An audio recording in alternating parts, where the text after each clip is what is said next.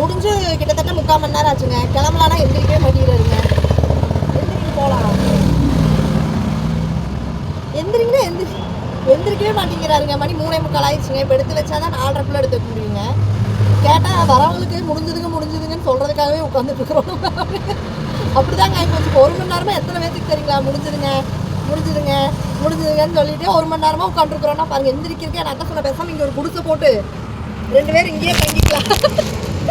இங்கேயே குடிசை போட்டு தங்கிட்டோம்னா பாத்திரம் ஒரு பைப் மட்டும் செட் பண்ணி பாத்திரம் பட்டம்லாம் கழுவிட்டு இப்படி நைட்டான ஒரு கட்டில் போட்டு படுத்து தூங்கிக்கலாம். கீழே ஒரு பாயை விரிச்சு கட்டில் போட்டு ஆளுக்கு ஒவ்வொரு பக்கம் படுத்து தூங்கினோம்னா இந்த வண்டி மேலேயே ஏறி கூட படுத்து தூங்கிக்கலாங்க.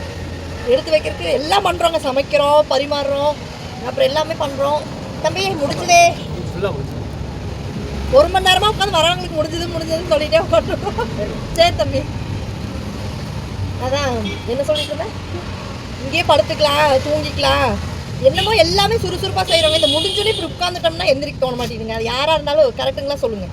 எல்லாம் வேலை செஞ்சுட்டு ஒரு 5 நிமிஷம் உட்காரலான்னு உட்காந்தோம்னா சோம்பேறித்தனம் ஆகுதா இல்லைங்களா?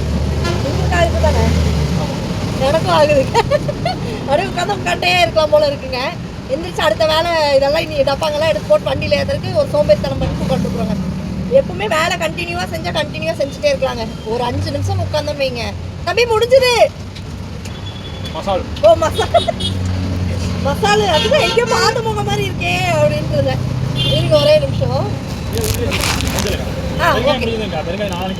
அப்படியா, சரி ஓகே. ஆமாங்க, நான் பெப்பரு நான் வாங்கி அடிச்சிட்டேன். தூள் அது அந்த வெளியே வாங்குற பவுடர் எல்லாம் மிக்சிங் பண்ணி ஏதோ தராங்களா, அதனால நான் அதனால முழு மிளகே வாங்கி அடிச்சிட்டேன் ஃபுல்லாக. சரி அதுலேயே போட்டுங்க. எவ்வளோங்கண்ணா? 200.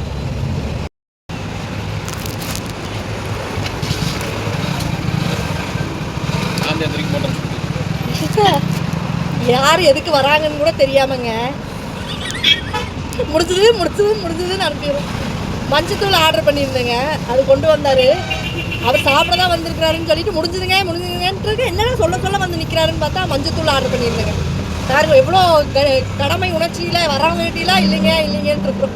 சில பேர் வந்து நிற்பாங்கங்க, முடிஞ்சுதுங்க நாங்கள் சாப்பிட வரலைங்க, சும்மா நிற்கிறக்கு வந்தாங்க. அப்படி அந்த கதையாக இருக்குது.